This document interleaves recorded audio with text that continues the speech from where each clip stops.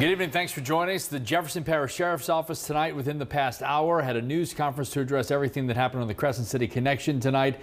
And right after that, the NOPD had a news conference to talk about some vandalism after protests in the French Quarter and downtown tonight. All that coming up in just a moment. That's right. We're following both of those stories, but right now we want to go with meteorologist Jay Galley to talk about possible severe weather overnight in this area. Jay.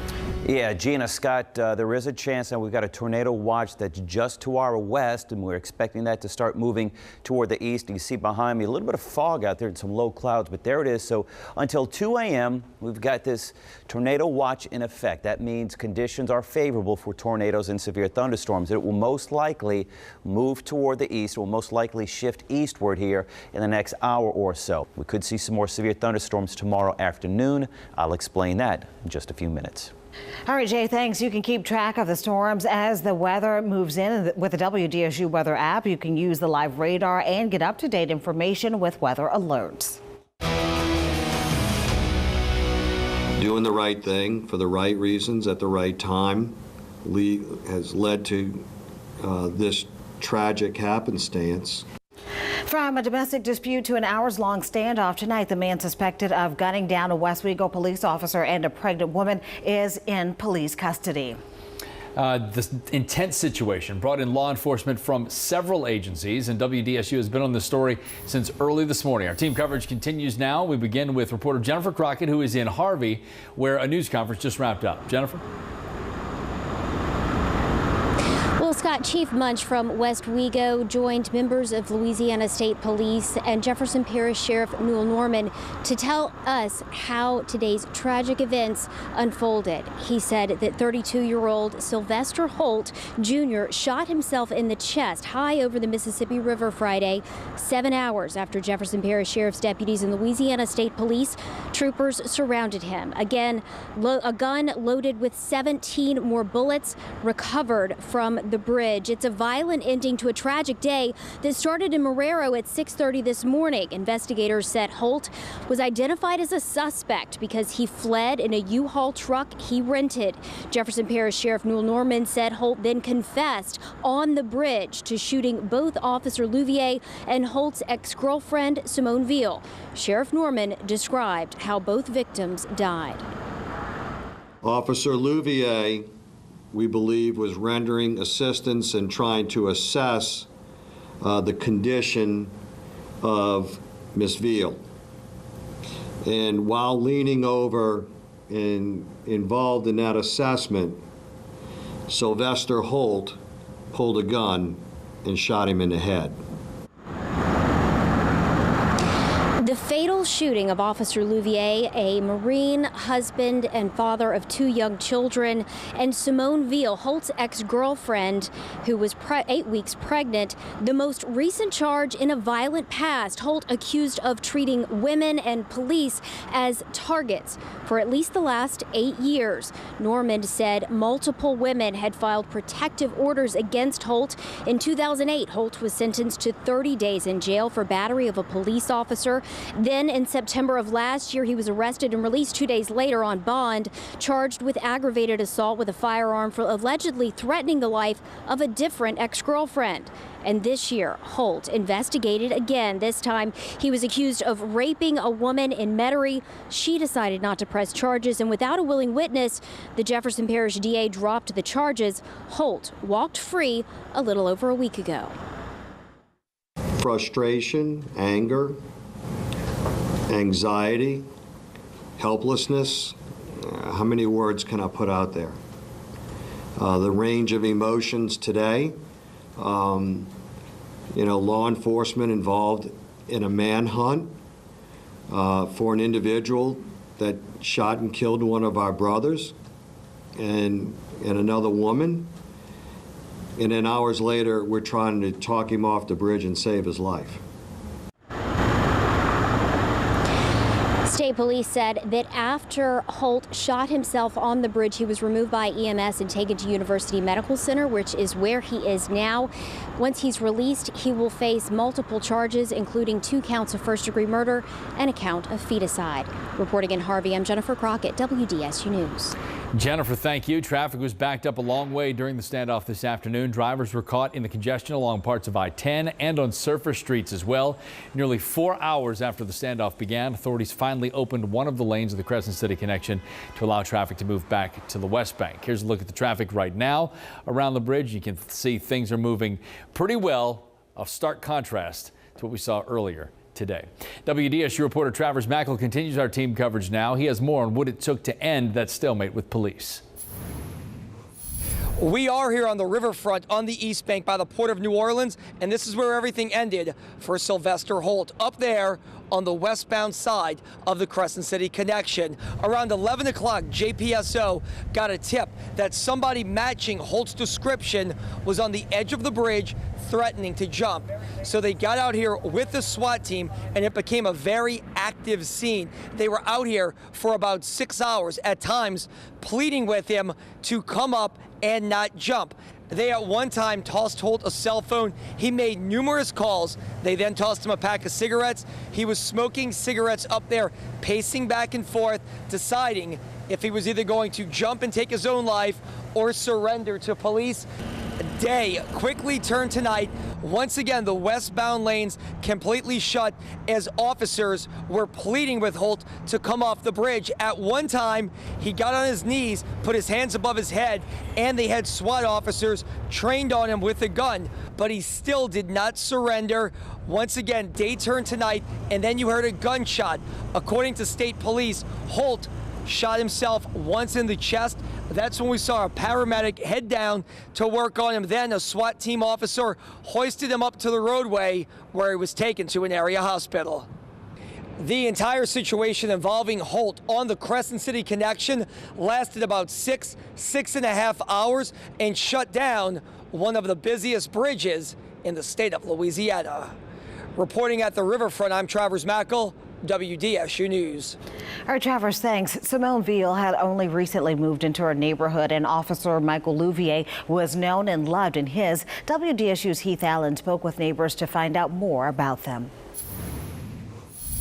You have somebody, that's in the neighborhood that's supposed to be serving and protecting, and that's what he was doing. He was trying to help that young lady out, and, bad things tend to happen to the good people. Seemed like everyone in the closely knit Acadiana subdivision in Marrero knew and liked Officer Mike Louvier, a former Marine, a good cop, a husband and father of 2 young children. It's kind of hard, to have it happen, hit really close to home. This is a very sad day, isn't it? Yeah, it really is. I hoped it wasn't him at first, but I found out it was him. It was so sad. All the kids play together, and that's going to be a challenge too. Seeing the kids go through it. At the Westwego Police Department, flags fly at half-staff and a black wreath hangs on the door. Just a short distance away on Lily Street, residents are still coming to grips with the outburst of gunfire that took their neighbor, one they hardly knew. A young woman we know now was 8 weeks pregnant herself. She's a real nice little girl. Really? She really was, yeah. Did you know of any problems that might have been going on? Never had. They just moved in recently, and we haven't had any problems out of them at all. In Marrero, Heath Allen, WDSU News. According to the Officer Down Memorial page, there have been 10 law enforcement officers killed so far this year nationwide. And according to the National Law Enforcement Fund's website, Louisiana had the 3rd highest rate of officer deaths last year. Officer Louvier is the first officer killed in Louisiana this year, and Westwego police say he is the 3rd officer killed in their department's history. Security expert Mike Kahn says domestic disputes can be some of the most dangerous calls for officers to take. So any officer who's handling any call for service now really has to wonder, even if they're just getting gas in their car, if someone approaches, is this a possible threat? The past year or so have been extremely dangerous for law enforcement and really brought everyone to a new heightened level of sense of security for themselves. Right now on the WDSU app, you can find more on today's shooting and the standoff on the bridge. The app is a free download. Well, it is black tie and gowns in Washington tonight, inaugural balls. Then there's proof that President Donald Trump is, as promised, in a hurry to change Washington. Steve Handelsman has the latest from D.C. President Trump and First Lady Melania celebrated in traditional fashion tonight at their balls. And the 45th president kept the Washington tradition to walk some in his inaugural parade, thrilling the modest-sized crowd. Ignoring demonstrators, more than 200 arrests, at least half a dozen officers with minor injuries. I, Donald John Trump. But just after he was sworn in, President Trump repeated his angry outsider campaign theme, promising to take power from politicians and give it to the people, vowing to quickly fix poverty, crime, factory closings, and bad schools. This American carnage stops right here and stops right now. He'd reached out to the Clintons. I have a lot of respect for those two people, so thank you all for being here. He'd been warm to the Obamas, thanking his predecessor. But in the Oval Office tonight, Mr. Trump signed a presidential order to start to cripple Obamacare, allowing states to waive the penalties for not signing up. Thank you all. Thank you very much. Thank you, guys. It's been a great day. Reason to boast at a ball. People that weren't so nice to me were saying that we did a really good job today. I did it My Way, the Trump theme song on day one. I'm Steve Handelsman, NBC News at the White House. He's been identified in a crime, and we're dealing with that. The two officers were injured during anti-Trump protests. Chief Michael Harrison says after a peaceful protest early this evening, an anarchist group infiltrated the ranks. Police say the demonstrations turned to vandalism as businesses downtown were damaged, along with several police cars. Some had windows busted out. Others were covered in paint and profanity. Police Superintendent Harrison says 15 people have been arrested on a host of charges, including battery of an officer. 4 of those individuals were actually arrested for battery, misdemeanor battery on a police officer, because when we went to arrest them, they resisted, began to fight back, and they were charged with battery on a police officer, and one had felony battery on a police officer who actually hit one of our officers in the head with a brick, who's injured and at the hospital at this moment. Chief Harrison says many of the protesters were wearing masks. He reminds demonstrators that masking is illegal most of the time during the year, and says that anyone caught wearing a mask will be arrested. Earlier today, dozens gathered in front of City Hall holding up signs and chanting. Participants say the inauguration left them feeling fearful about the future. There was also a jazz funeral for Lady Liberty earlier today at Armstrong Park. Still ahead on WDSU News at 10 o'clock. In sports, the New Jersey Nets 1-18 on the road coming into tonight. Easy win for the Pels, right? Oh boy. Sharif has a look at tonight's meltdown.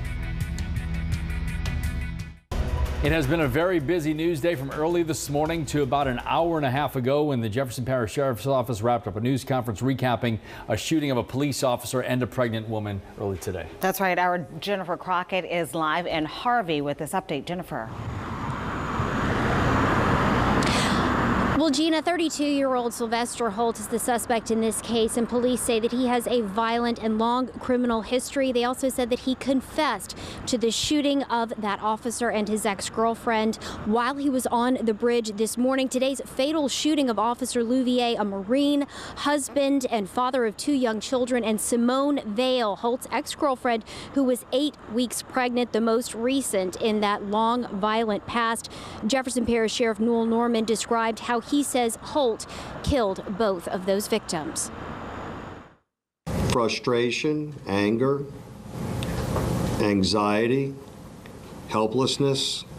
How many words can I put out there? The range of emotions today. Law enforcement involved in a manhunt for an individual that shot and killed one of our brothers and another woman, and then hours later we're trying to talk him off the bridge and save his life. That was Sheriff Norman describing the range of emotions that his deputies, along with state police and multiple other agencies, were dealing with today while trying to do their job. Holt was removed from the bridge by EMS after shooting himself in the chest. Police say he's currently at University Medical Center. Once he's released, he'll face multiple charges, including 2 counts of first-degree murder and a count of feticide. Reporting in Harvey, I'm Jennifer Crockett, WDSU News. And a good evening to you. I'm meteorologist Jay Galley in for Chief Meteorologist Margaret Orr. Can you see behind me? Yeah, there's a little bit of low cloud cover out there. Some fog in a couple of spots, but that's going to go away. You know why? Forecast, I think we're pretty much done with all this nastiness by Sunday afternoon. Monday, Tuesday, looking dry. That's 62. That's seasonal. That's where we ought to be, and that's where we'll be on Monday. All right, Jay, thanks. Straight ahead in sports, Alvin Gentry channels his inner Jim Moore after a devastating loss to the Nets.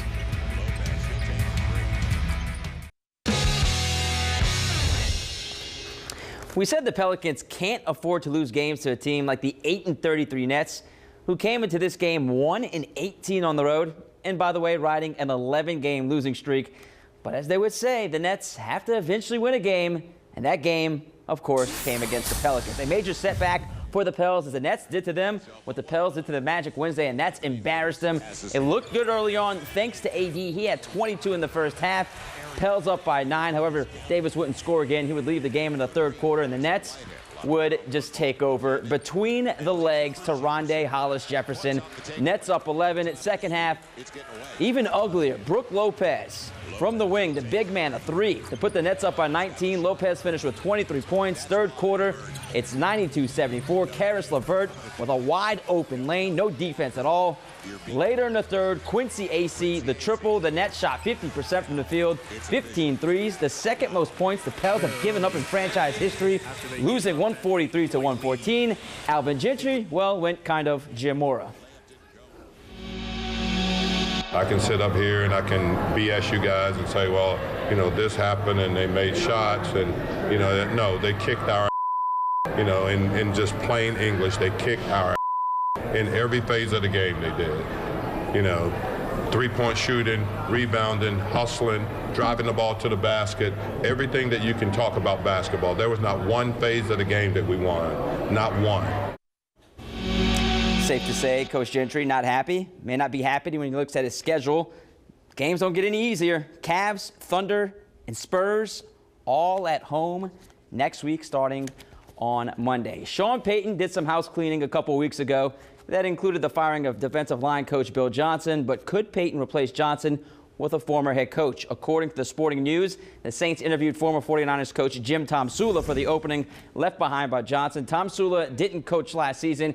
He just collected a nice $14 million check sitting at home after getting fired by the 49ers after one season at the helm. But there's no knocking his skills as a defensive line coach, which he did in San Fran from 2007 to 2014. He was also a defensive line coach and defensive coordinator in NFL Europe. LSU starting to pile up some talent from the 2017 signing class. Car receiver Racey McMath commits to the Tigers, becoming LSU's 20th commitment and third receiver to sign in this class. He's the 94th ranked receiver in the entire 2017 class. The 6'3 receiver had close to 800 yards and 16 touchdowns this past season. McMath had 2 big touchdowns. Gina's Car Cougars win over Neville in the 4A title game. That'll do it for your sports. We'll be right back. There's your 7-day forecast, a 60% chance of rain, but tonight, got to tell you, severe weather will be pushing through. Stay weather aware. We could see some more of that on Saturday afternoon. They finally clear it out Sunday evening. All right. Thank you, Jay. That's it for us at 10. Thanks for watching. Have a good night.